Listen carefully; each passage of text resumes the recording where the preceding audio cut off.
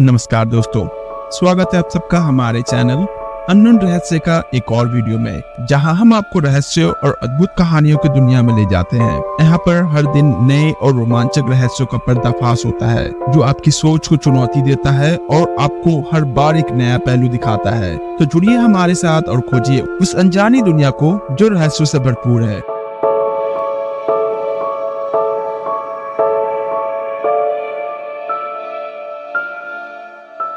तो दोस्तों, चलिए शुरुआत करते हैं भारत के मशहूर 4 धामों में से एक जगन्नाथ धाम, जो अपने आप में ही कई कहानियां समेटे हुए है। इनमें से कुछ महत्वपूर्ण विषय पर हम पहले ही चर्चा कर चुके हैं, जिसे देखने के लिए नीचे दिए गए लिंक पर या फिर ऊपर दिए गए आई बटन पर क्लिक करें। इस मंदिर से जुड़े कई मान्यताएं और भविष्य मल्लिका से प्राप्त भविष्य है, जिन्हें जानकर आप हैरत में पड़ जाएंगे। जी हाँ, ऐसा ही एक किस्सा इस मंदिर के मुख्य द्वार की तीसरी सीढ़ी से जुड़ा हुआ है, जिसे यम सीढ़ी के नाम से भी जाना जाता है। दरअसल भगवान जगन्नाथ मंदिर के मुख्य द्वार पर कुल 22 सीढ़ियां है, मगर इसकी तीसरी सीढ़ी लोगों के पाप पुण्य का हिसाब करती है। कहा जाता है कि जब भगवान जगन्नाथ के दर्शन करके लोग पाप मुक्त होने लगे थे, तो यमराज ने भगवान जगन्नाथ से कहा कि भगवान, आपने मनुष्यों को पाप मुक्ति का बहुत ही आसान रास्ता दिखा दिया है, जिसकी वजह से लोग पाप मुक्त हो रहे हैं और कोई भी यमलोक की ओर नहीं आ रहा है। यमराज की ये बात सुनकर भगवान जगन्नाथ भी सोच में पड़ गए और उन्होंने यमराज से कहा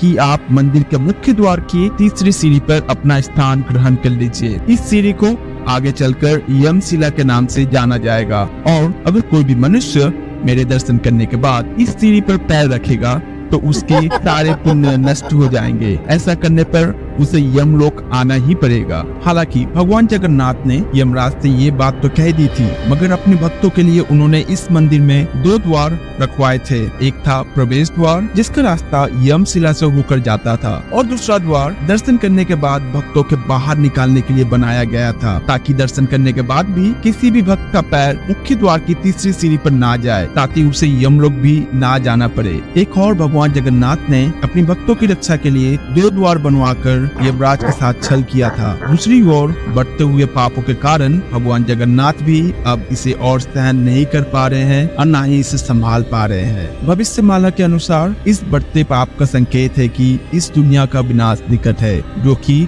कल की अवतार का आगमन का संकेत देता है।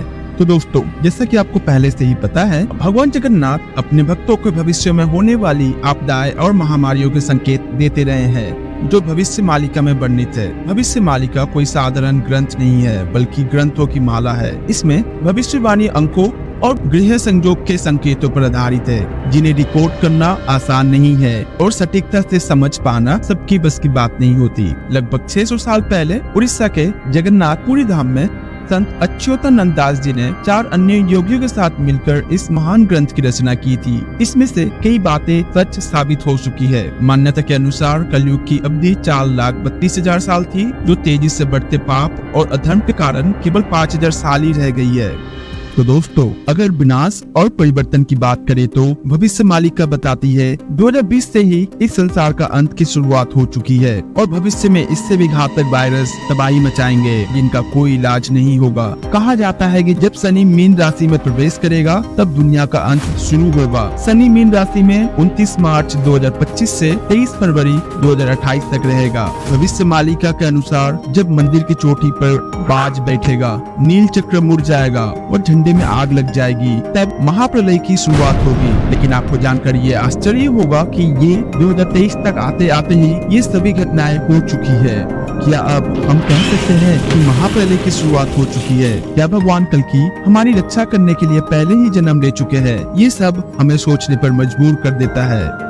तो दोस्तों, हाल ही में एक वीडियो में देखा गया है कि भगवान जगन्नाथ की मूर्ति से आंसू बह रही थी। इस घटना ने न केवल भक्तों के बीच बल्कि विशेषज्ञों के बीच में भी हलचल मचा दी थी। ये दृश्य न केवल चौंकाने वाला था, बल्कि भविष्यवाणी की सच्चाई की ओर इशारा कर रहा था। कई प्राचीन ग्रंथों और भविष्यवाणी में उल्लेख है कि भगवान जगन्नाथ अपनी मूर्ति के माध्यम से महत्वपूर्ण संकेत देते रहे हैं। इस घटना को भी उसी संदेश से देखा जा रहा है। ये घटना विशेष रूप से महत्वपूर्ण इसीलिए है क्योंकि भविष्य मल्लिका में वर्णित संकेतों के अनुसार भगवान जगन्नाथ की मूर्ति का रोना विनाश और युग परिवर्तन का प्रतीक है। भविष्य मलिका कहती है, जब जगन्नाथ की मूर्ति से अश्रु प्रवाहित होंगे तो ये कलयुग का अंत और महाप्रलय की शुरुआत का संकेत होगा। विभिन्न पुराणों में भी इस तरह के संकेतों का उल्लेख मिलता रहा है। स्कंद पुराण और भविष्य पुराण में भी कहा गया है कि जब भगवान जगन्नाथ की मूर्ति से अश्रु निकलेंगे तो ये संसार में बड़े परिवर्तन का सूचक होगा। इन ग्रंथों के अनुसार ये घटना कल की अवतार के निकट होने का संकेत हो सकती है, जो विनाश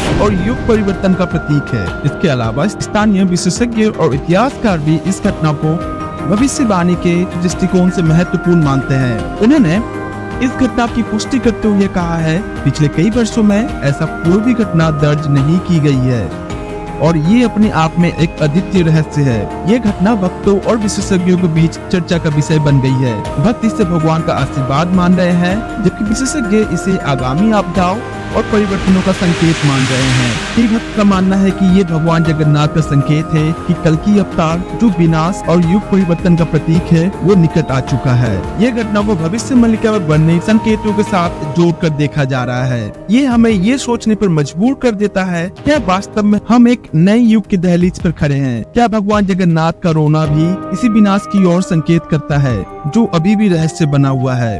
तो दोस्तों, अगर आपको हमारा वीडियो पसंद आया हो तो इसे लाइक करें, शेयर करें और हमारे चैनल अननोन रहस्य को सब्सक्राइब करके बेल आइकन को दबाएं, ताकि आप हमारी नई और रोमांचक कहानियों के साथ हमेशा जुड़े रहें। आपके कमेंट्स और सुझावों का हमें इंतजार रहेगा। धन्यवाद।